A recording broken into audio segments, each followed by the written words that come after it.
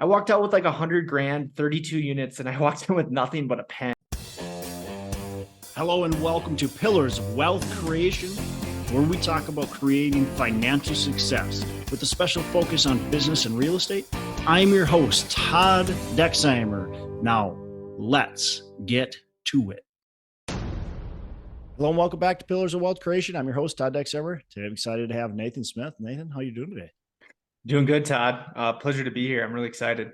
Yeah, awesome, man. Well, excited to have you on. Have a little chance to chat before we hit the record button. So really excited to dive in and learn more about your story. It was fun to hear that you're basically from the same area. You and your wife are basically from the same area that I live in currently and grew up in. And you guys both grew up real close by as well. And you went to the college that was our arch rival. So I went to Wisconsin Stout. I never mentioned that. You went to Eau Clarie. Of course, we weren't there quite at the same time, but I was a competitive athlete, and we always wanted to beat Eau Clarie and everything we did. So yeah, man. Yep. So a little bit about Nathan. He's a real estate investor, industry leader in creative financing and asset management. So we'll definitely kind of dive into that creative aspect here. Reached financial independence at age 30, currently owns over 200 doors, totaling approximately 24 million in assets, and founder of multiple businesses, Clearwater Capital Group, and then Live in Eau Clarie? Yeah, Live in Eau Clarie. Sorry, Live in Eau Clarie. A property management company that managed over 1,000 units at the time of his exit. So yeah, his passion's in teaching, investing in real estate. And so let's get to it. Let's start teaching, man. Welcome to the show. Yeah. Excited to provide value to the listeners wherever I can here. So anything else to add to kind of the background and what your focus is right now? Not really. I mean, I've done more stuff. Like I started a restaurant, an event center. Restaurant. Yeah, it did not go well. Okay. You're still not doing that. No, yeah, I sold out of that. Actually, the same time I sold out of the property management company. The property management company still exists today. It's actually called Prosper Real Estate. Prosperpads.com is the website. And I think they still manage like 1,500 units in the Midwest there. But yeah, I did some stuff with like Fraxan. I've done a lot of preneurs, but everything kind of always has evolved around real estate. And that's kind of been my bedrock and is a lot of our bedrocks, right, of our wealth. Yeah. It's all evolves around that. And long-term rentals, that's kind of my bread and butter. Cool. And so are your rentals all in the area you live right now, or are they, because you made a move from the Midwest to the mountains, so where are the rentals right now? So they're actually back by you. So like, okay. I only own my personal home out in Colorado here. My main market is still Eau Clarie, so I think like probably 14 million or so is in that Chippewa Valley. I go over, I kind of include Menominee into that. So your old stomping grounds, I have a few units there, Chippewa Falls, all that. My second biggest market's the Green Bay Appleton market. That's where like the vast majority of the other ones are. I did own quite a bit in the Wausau, Stevens Point area. I think we owned like 25 homes over there at one time, but I sold out of that partnership. I still have, I think, a duplex there. I love Rochester, Minnesota. I love Sioux Falls, South Dakota. Those are kind of my main markets there. I don't go into the Twin Cities there. I don't really like some of the things I see there necessarily. But if I'm going to hop over to your state, I'm going to do Rochester for sure. Because I think that's what do you like? What are you looking for in a market? You mentioned you like Rochester, Sioux Falls, maybe not quite so much the Twin Cities. What are you looking for in the market? Why do you like certain markets? Yeah, I mean, the Midwest in general, like if you take the United States, right? It's basically, and you put a bunch of marbles on it. It seems like somebody picked up at Seattle, and the marbles, via gravity are going to go southeast. But there are a few outlying markets in the Midwest that hold their own or are growing.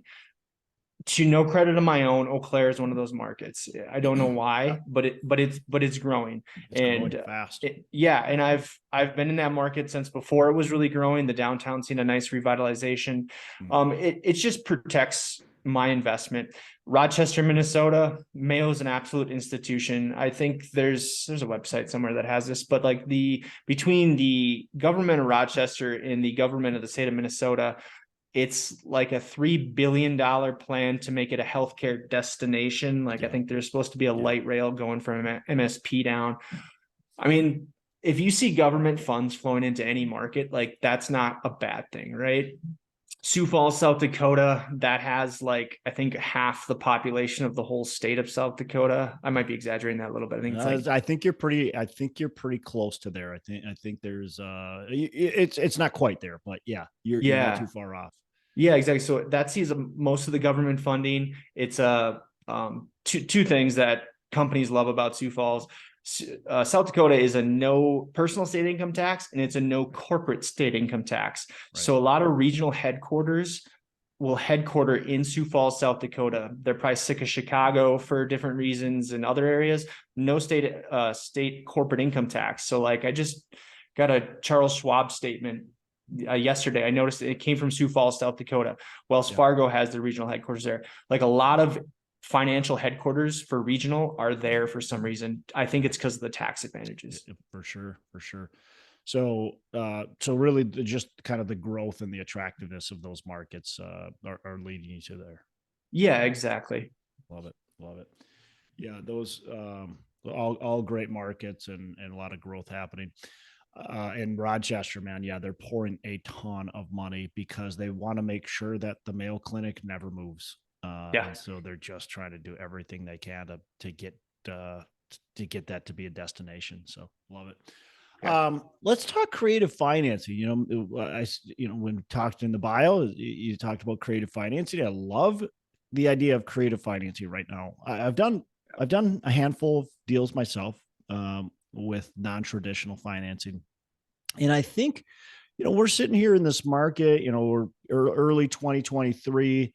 And obviously, if anybody's got their eyes open, which my listeners certainly do, they understand that the market's shifting, and it's already shifted, and it's going to continue to shift, and interest rates are high. And so there's probably opportunity to be creative. So let's dive into some of the creative stuff you've done and maybe what you believe moving forward.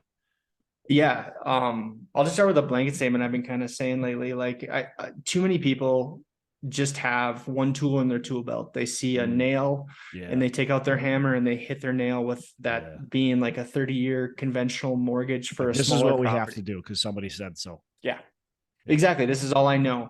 And I think that the key in the next 12 to 24 months is to be able to have multiple tools in your tool belt to service that seller, to go, well, maybe I'll take out this screw in this screw gun, if I'm going to keep on the construction analogy, to make this deal work. And people that are going to get deals done in the next year, I feel like, are going to be able to look at deals in a little bit different fashion.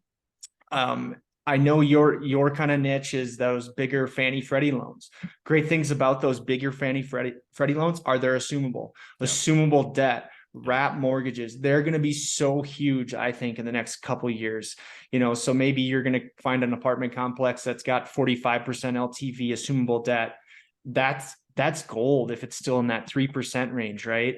Yeah. And maybe you'll just raise the rest. So from my aspect, what I do mainly, and I have done, is I've taken a couple $1 million from sellers via seller financing.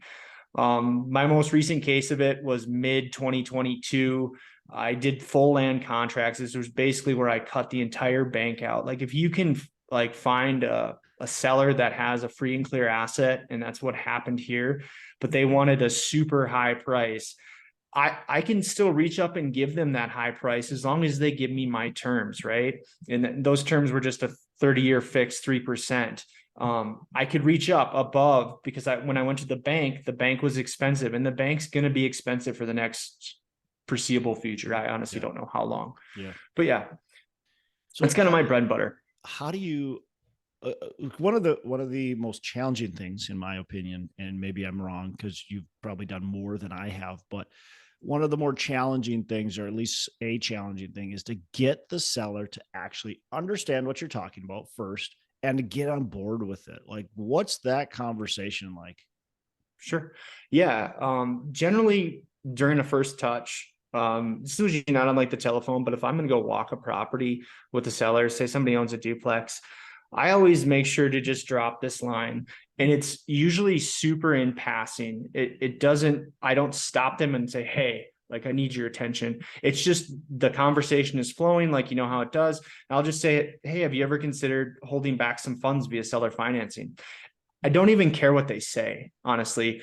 They usually say no, or I've never considered it. They never go, yeah, I'm actually really looking forward to doing that. They never say that, but I planted the seed.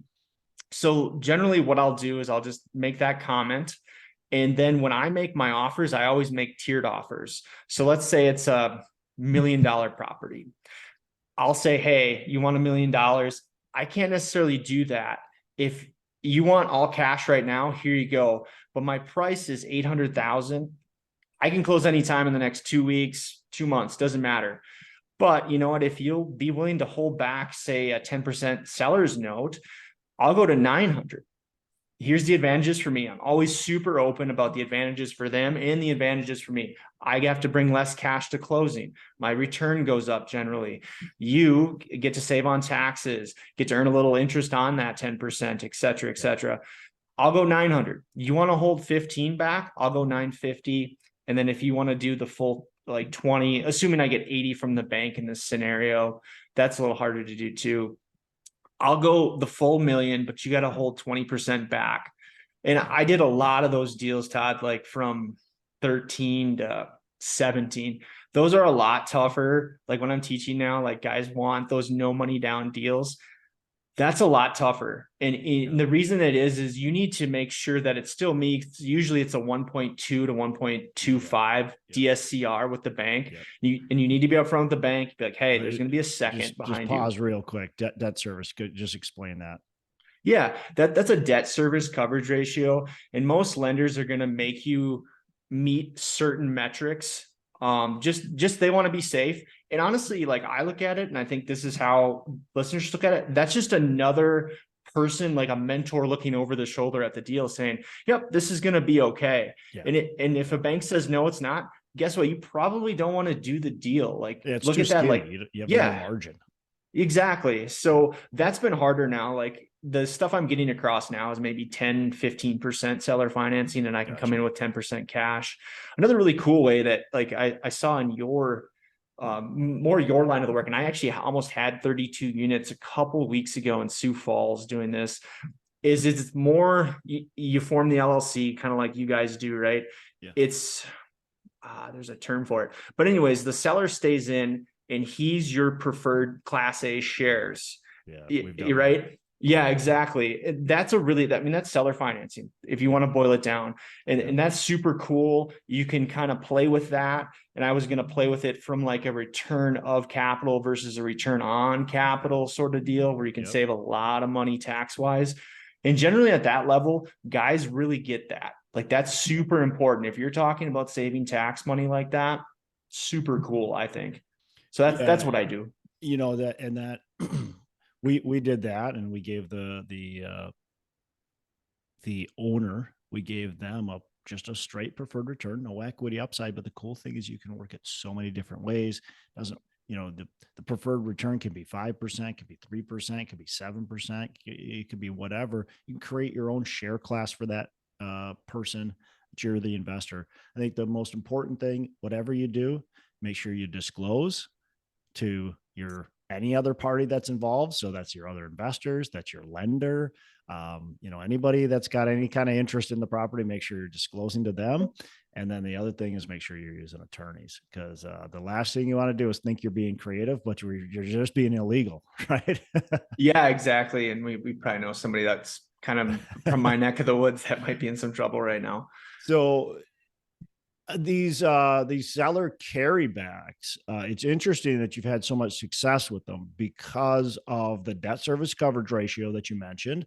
And like you said, you got to be at 1.2, 1.25. And also that means, listeners, if you're like, what does that mean? It's just your net operating income is 1.25 times greater than what your loan payment is, right? Yeah. Than your debt. So, but a lot of lenders just don't really like it. So you've been though getting lenders on board with it. Yeah. And I was taught this early on too. Exactly. That's the tough thing, right? But it's a story. You're always telling a story. Like maybe you're telling a story to an investor, and that's all a bank is, right? But a bank is your investor. They're partnering with you on a program.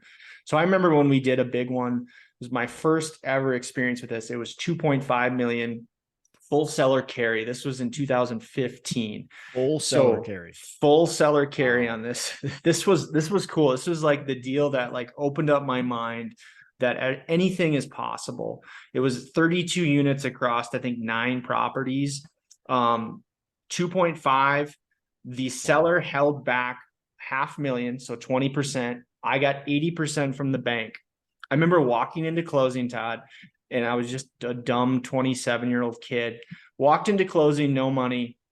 I walked out. We had negotiated credits of I think 50K to help with remodels, and then you get the tax, the prorated taxes, you get the security deposits. I walked out with like 100 grand, 32 units, and I walked in with nothing but a pen, and I was just like, "What just happened?" What did I And just do? yeah, That's in full amazing. disclosure, I had a partner there and he was the one that knew that stuff, Sure. right? He knew that. So that really opened some stuff up. And okay, but back to my whole thing about getting a bank on board. That was across, we went to like 8 different banks. I had to like submit like a letter like to the board, like like a presentation of who we were. Like it was more than just like, hey, we're going to board next week with your financials. Then once we got that approved, other lenders, when we would bring other deals, they would immediately ask, how's that deal going? And we would send them updates yearly, like, hey, here's this full seller carry. Remember this one that I think we had 2 lenders agree to do it, like out of 8. But all the other 8, like I think I've gotten seller carry out of like 6 of them Yeah. now because I kept them updated. Like, hey, here's how I'm doing it. Here's how good it's doing. Here's the cash flow. Here's another one that we're doing. Here's how good it's doing. So I got them on board that now my lenders know this is how Nate operates. He's still smart. He knows his margins, et cetera, et cetera. So just keeping them in the loop, honestly, has really helped me get lenders that at one time weren't on board on board. Yeah. And it's important to have, I think it's really important for those listeners to understand a couple of things. First of all, you called 8 banks, and as a listener, you might have to call 28 banks, right? Yeah. You're going to be talking with a lot of banks. And the other thing is, what type of banks are you going to? Community, local, like they're Small, invested. Yep. right? They've got 1, 2, maybe 3 branches, but it's in that Yep. local community, right? You're not going to Wells Fargo. You're not going to US Bank. Yep. Yeah. These people care about the community, right? Yeah. And that's important. And I would imagine now you have a pretty good footprint in the Eau Claire region, and so you might be able to swing another, and you've got that good track record, so you might be able to swing that there. But for somebody new that is living in Denver, for instance, and trying to buy properties in Wisconsin, that's going to be really challenging for that person, unless you've got that track record already built up there. I think that's going to be impossible or very, very, very challenging to get. It's really even challenging to get a loan, quite frankly, but then to get a Yeah. loan with seller finance is going to be tough. So you probably have to do this in your own backyard. I would agree because just like that bank that's invested in the local community, they want to know that you're there and you're invested in it. And that was the biggest thing. Like I was a hometown kid. Like I remember this presentation. I'm a hometown kid. I went to college here. I work here. I'm a pharmacist here. That at the time I was still working as a pharmacist. Like that was all part of the salesmanship. You know what I mean? Yeah. Yeah. Like you really kind of need to really dig into that because, like you Yeah. say, if you're just 1,000 miles away, not going to happen. No. Yep. Absolutely. So, okay, cool.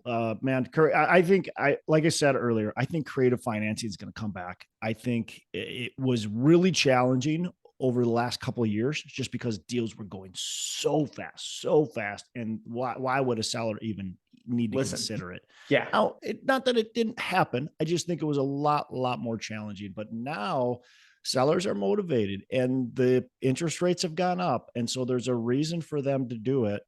And there's a reason for you to present it to them. So start getting creative and really thinking outside the box. And I love how you said earlier, like most people just have one tool in their tool belt, and that's the only way they're going to do it. But man, if you can get creative and you can have a couple different options, you're really going to be able to, well, you're going to be able to get more deals, and you're probably going to be able to get better opportunities, better deals. Yeah, absolutely. Like I've been just doing what everybody else has been doing it, and it's worked fine. Like the last 2 years, capital is abundant and deals are scarce. Right. I hope that coin totally flips and Yeah. capital is definitely becoming more scarce, but the deal abundancy, it's ticking up. But I can't wait like for that, because it allows me to get back into my roots and really getting creative. How can I beat the bank debt with other debt, basically? And whether that's hard money debt or it is seller financing. Yeah. One thing that's worked in this market for me, and I think it's applicable, that I'll just run through an example. Like I said, like I do a lot of like direct to seller stuff. Community duplexes, somebody built in Eau Claire. One went, I think this time last year, like February 2022. So right before interest rates started ticking up, for an astronomical price. It was listed on the MLS, tick, tick, tick. Everybody bid it up. Went way too high. I think it went for $270,000. It's a 2-2 built on a slab, no basement. I sent out a mailer a couple weeks later. I got like 4 responses because everybody couldn't believe like how much like that one went for down the street. So they all wanted that price. And that's kind of where all sellers are right now, right? They want the price from 12 months ago. So I just had a conversation with there was a couple, they each owned a duplex and it was free and clear. I said, hey guys, that one down the street, I think this was in like April, May timeframe. That one down the street went for too much. Like it's just crazy. I can't reach up and touch that price, but I know you own these free and clear. So what I can do is, if you'll do what's called a full land contract, that's how I use the term, and I can explain. So when I say seller financing, that's like an all encompassing getting money from the seller. So but when somehow, yeah, exactly. And when I use the term land contract, that means there's no bank involved and they are the bank. They become the bank. Land contract is the same as a contract for deed, just depends on the state you're in. So a lot of people know one of those two terms. Yep, exactly. So basically I was able to reach up and touch that 270 price because I got them to come to 85% LTV. So I only had to put 15% cash down, locked in a 30-year fixed rate for 3%. I think we're doing a 5-year balloon. I'm betting I can pay those down. So I was able to reach up and get that price when at the time, I think bank debt was like mid 4s, and it was just going to crush the deal. So if you can get creative, where 90% of the buyers that you're competing with are going to get bank debt right now, which is at, depending 5.5 to 7.5, wherever you're at. I don't know. If you can find a way to get 4% debt or 4.5% debt, you're going to be able to beat out those 90% and you're going to get the deal. It's just as simple as that. Yeah. Yeah. Right now is an interesting time because you're seeing cap rates are, people are buying it lower than the interest rate. So we've got a negative environment right now, and that's dead money. It's dead money. And it means the more you actually, the higher loan amount, so if you go 80%, you're actually losing money. Your ROI goes down. If you put 50%, your ROI is actually better. If you put 0 down, your ROI is the best, which is really weird, right? Yeah, I've never seen that. I've never invested in this. We have, nobody over the last, I don't know, it's been a while since we've seen that. People alive have seen it, but not us.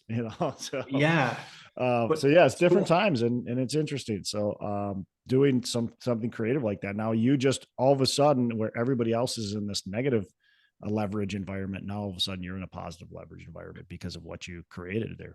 So that's really cool. Let's talk about, the business. I mean, you got a lot of properties. You're living across the country. And so you got a lot of properties in smaller communities. They're not, these populations are not tiny, but they're not massive populations. You're not in Dallas, you're not in Minneapolis. You're in communities of what's Eau Claire? 200, 150, 200 a total, everything combined.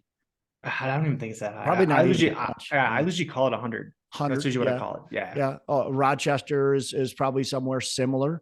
Yeah, a little Sioux north Falls of that. Sioux Falls is maybe like 250 MSA combined, like the whole thing. Yep. So smaller communities, just to give people kind of a context. So I just want to know, some of the things you're doing to be successful in those smaller communities? Because I hear a lot of people talk about don't invest in small communities like that. Yeah, yeah, exactly. Like the Eau Claire market, like I live there. I think a big thing, and you can get this competitive advantage anywhere, and you can work with a good team. I know you have your team down in Kentucky and all that stuff that you got dialed in.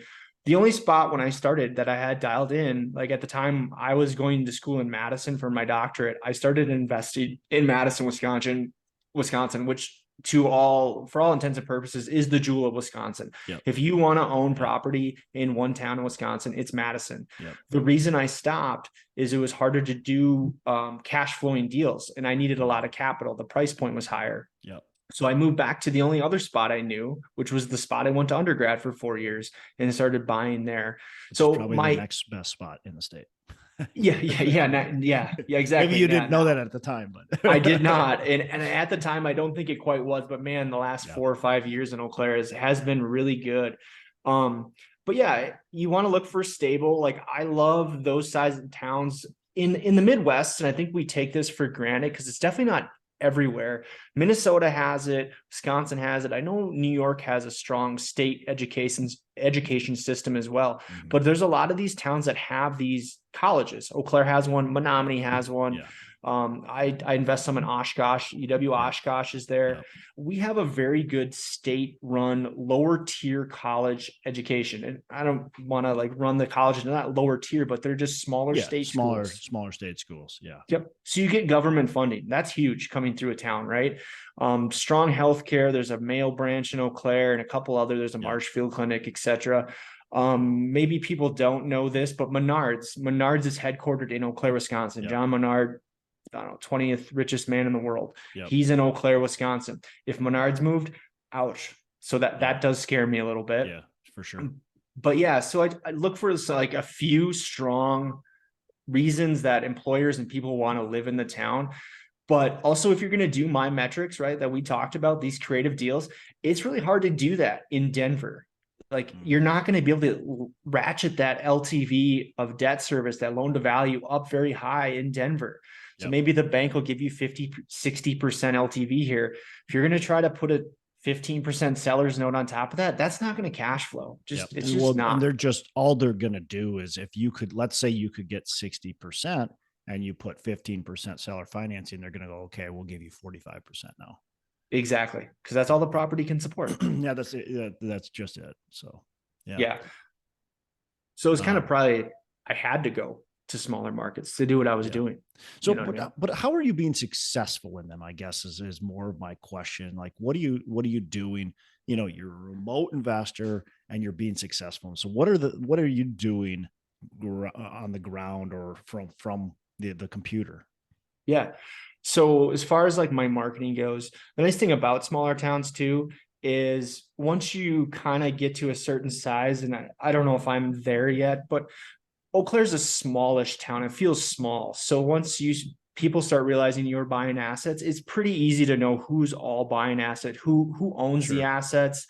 Yeah. So I've developed my network there. If things are going to kind of move, generally I will hear about it and people will let me know, even though I'm in Denver, like, hey, Nate, I'm looking at selling these units. So I usually get a first look on a lot of stuff, not everything, but that's huge, growing your network. And I do see that fading. I will definitely say that, like, now that I'm not front of mind, literally in person, like maybe I'm slowly drifting to the back of the pack. So I need to kind of up my game there.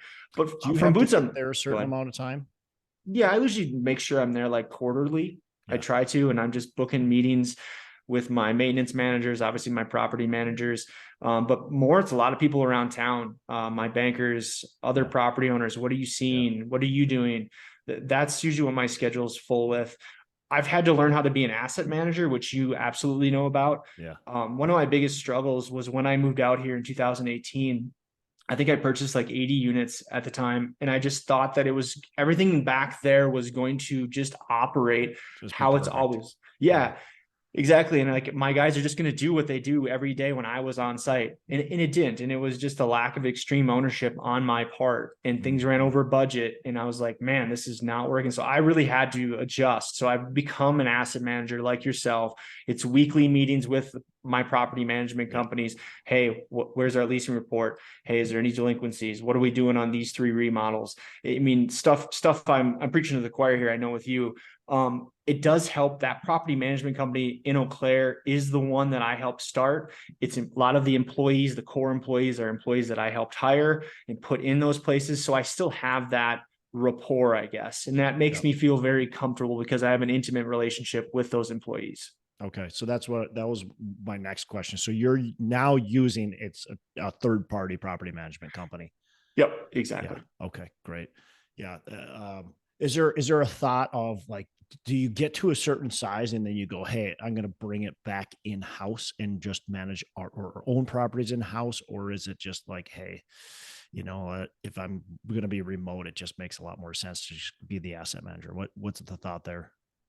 Yeah, I guess I don't know if I'll bring it back in house. Mhm. I'm happy. I use a different property manager. We actually expanded over to like the Appleton, Green Bay area. Sure. And now we've since retracted out of there. So I use a PMI franchise over there. They do my stuff. I would like to build out my team personally from like an asset manager standpoint, from like me, but I don't think I'll ever bring it back in house. We did that. I will say that it's tough to manage assets. I guess the decision, I guess, would be it's a lot easier to deal with those headaches in the tenant complaints if it's your asset. We managed other people's assets, as you can see by the unit count. That was tough, right? The advantages, I would say, it allowed us to say, like, maybe at the time I had 50 units and we managed 500. Well, maybe we're able to bring a full-time CPA on because we have 500. And then I get access to a CPA or a more skilled maintenance technician that I could afford personally. It's more of an advantage for your 50 units than it is to just, it's almost like, hey, we're doing this management company to benefit our 50 units, not to make a bunch of money on these other 450 units. That's exactly it. We honestly didn't make much money. The other advantage it did have is deals. So when an owner is going to sell, a lot of times they'll tell their property management company first. So I did get some units that way, but those are really the only advantages I saw. Yeah. Yeah. Interesting. Any like, I don't know, 1 or 2 keys to successful asset management from a distance? Yeah, I mean, having systems down, right, and KPIs, like a big thing I always go over is the leasing report. I don't know, I'm a stickler on that. Yeah. We always do, like, our system for that is 100 days out. You're going to get your renewal. Like, hey, this is, you're 100 days out from your lease expiration date. This is where your rent's going to go. We're going to give you 40 days, usually about 60 days out. We want to know, are you moving out or are you not? That gives us 60 days in the unit. And then generally what we'll do from like a maintenance standpoint, say, hey, we're moving out. We'll go in there, do our maintenance check. Hey, these carpets are going to need to be replaced, or this is going to need to be painted. We'll have that conversation. If it's like a really bad unit where we don't see the benefit in doing that before that tenant, in other words, is the tenant going to ruin what we're going to do before they move out? We won't do it. But we'll come to like a decent tenant and say, hey, we want to replace these carpets. Do you mind? Like, it's going to be a headache half day for you, but you're going to get to enjoy them the last 2 months of your lease. That saves us on turnover time on the back end. So we can flip these units on 2 or 3 days. Yeah. Generally the tenants are on board because they get new carpet or new paint or new appliances for the last 60 days of their lease. Yeah. So it's a conversation because turnovers are what, kills us the most, right? Like, the CapEx that you're putting into the buildings is usually already allocated. You know what I mean? Like, you already know what you're going to do to those units. So if you can just get it done while the tenant's in the unit, it's a win-win in my opinion. And we try to really sell tenants on that to cut down on those turnover times. Yeah. That's huge. If you can get into these units, especially if you're talking like a single family home or a larger unit, size, and you can get, there's going to be a decent amount like the paint and the flooring and stuff like that. Or if you want to do any remodeling, we've done it before where we wanted to do some upgrading. So we were replacing countertops and appliances and things like that.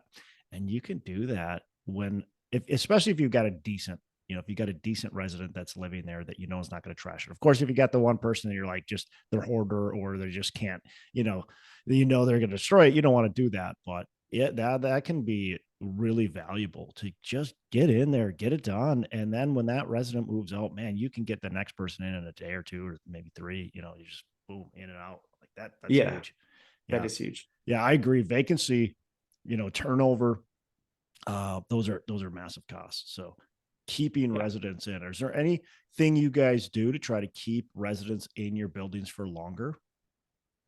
So yeah, so like this last year was just, and I'm sure you saw it too, it was just a year of astronomical inflation, let's just call it that. But from my standpoint, we really jacked up rents last year just because I had a big value add. I bought at the end of 2021. I bought like 36 townhome units that were all right around $1,000 a month in rent. They should be right around 1,300. So when we send out the renewals, we usually send a nice letter along. It says something like the following, like, hey, here is where your rent's going to go if you decide to stay. I know that this is super, like maybe a big jump up in rent, 20, 25%, whatever it was. We very much encourage you to look around, look at the same style of unit you have. And we're guaranteeing you're going to find that this is right in line with the market. We'd Oh, love to have you as a tenant. You'd stay with us, etc. I bet you about 75 to 80% of the tenants stayed. They did exactly what they went out mhm. and looked. We let them know, hey, we want you as a tenant. This isn't like a method to try to get you out, but Yeah. this is where the market is. And so having that personal touch, and it's a blanket letter. It's not like it's every time, right? But you just swap Yeah. out the names. But having that letter, where they kind of feel like, hey, my landlord just, this is where it is, and they'll Yeah. find that. And the hassle of moving usually is too much, and they'll end up staying. No, I think that's really awesome to be doing because you're just it's just that extra layer of communication that most people don't do. And you know what? You get a letter and it says your rent's going from 1,000 to 1,300 or whatever it is. And they're going to be pissed. Like they're just like, this is way too much. I'm going to leave unless they have something there that explains, hey, this is why. And we encourage you to look around, but this is where the market is. So we did something very similar where we're way behind on our rent amounts, and it's like you got to explain it, and more people are willing to stay. Now, certainly, some people are going to go, "This is just too much," I'm going to find something different. But I think if they can afford it and they see that that's the market, they're going to be like, "Okay," they explain it to us. But if you just throw this letter in, you're probably going to piss more people off without just really a good explanation. So I love that. Yeah. Um, what are some like you got some morning habits, some maybe it's a lunchtime habit, maybe it's a evening before you go to bed habit. What are a couple habits that you have that you really think set you up for success? Yeah, I try to do a morning routine. It's a combination of meditation and gratitude. I have 11-month-old son now, so that's thrown a wrench in it Yeah, a little that, bit. that gets a little messy then. Yeah, exactly. I've been good back, like, so he was born in February of 2022. Most of 2022 was pretty good actually. And then near the end of 2022, it got pretty rough. And I've been solid so far. I mean, what are we, 13 days in? Great work, Nate. 13 days of Yeah. solid work. It's kind of like half the miracle morning routine. That really sets me up. If I can just sit down, I can lay out my day in my planner. I can lay out my 5 things I'm really grateful for and meditate, just clear my head. That really sets me up for success. Being active, I just feel better when I'm active. Yeah. Eating right, all those things really. If we take care of ourselves, we're better able to take care of our tenants, our employees, our wife, our spouse, our kids. I really believe in that, and it Yeah. starts with you taking care of yourself. Love it. Love it, man. Okay, couple last questions before we wrap up. So what's a favorite book that you can pass to our listeners? Yeah, right now I'm really digging The Gap and the Gain. And I Mm, think that resonates. And some of the listeners I'm sure have read it. I don't know if you have, but I like, have not. uh, man, it's solid. So like last year, I think it was 2021, like I had this goal that I wanted to purchase 10 million in cash flowing assets in a year. So in the next 12 months, I missed that goal. I purchased only 8 million. Boohoo. And I, like, us as entrepreneurs will focus on that 2 million that Yeah. we didn't purchase, right? Yeah. And we'll beat ourselves up on it. And that's what's called the gap. And what the gain is we forget about the 8 million that I purchased, right? Yeah. We don't celebrate You that. don't And celebrate that. Yeah. yeah, and I think that hits home. Like that's totally me, right? I'll like look back on my week and I do my morning routine 6 days out of 7. I'll be like, you didn't do the 7th day. And I should be like, you did it 6 out of 7. And that's really hitting home right now because I've been seeing myself like get more negative. Like, we're not finding deals. Why are we not finding deals? Whereas I'm like, Nate, you got all these other deals that are out to pasture. They're cash flowing well. Like, I should be focused there, right? But we're always kind of like trying to improve. And that's the nature of the beast. But that book's really kind of helped me shift that mindset, if that will help any of the listeners. Love it. Love it. What's a mistake that you've made? How can you pass down some knowledge to our listeners? I think I've done this twice and I kind of touched on it earlier. I've gone too fast, too quick twice, and like ran out of capital is what it is. In your line of work, you guys talk about that all the time too, right? You kind of overraise to make sure you don't do this. Yeah. For me, it's all my own capital. I don't raise. So like when I bought those 80 units, things just started running over. 3 or 4 or 5 renovations run over, and you get hit with a boiler system going out, a couple roofs leaking. Well, that adds up to like $100,000 that you weren't accounting for real quick. So, just a couple of times I've ramped it up too quick and learned, and it was fine. You just got to take a step back, and 6 months, usually you kind of work yourself out of that with your cash flow. And that's why it's super important to have strong cash flow. One of the times I had to go back to work as a pharmacist and really ramp my hours up. Thankfully, I'm able to do that and really make a strong W-2 income if I need to. But that's something that I've learned, and now I don't, I know now, hopefully I don't make that mistake again. But yeah, that was starting off, and 3 those are times and painful it's a times. habit, man. Exactly. Right. Yeah. So that's something I'd warn the listeners about, because those weren't fun times. Yeah. Running out of capital is obviously never a good thing. So having ample reserves, and I mean, there's probably a too much, but I don't think most people will ever hit a too much as far as reserves go.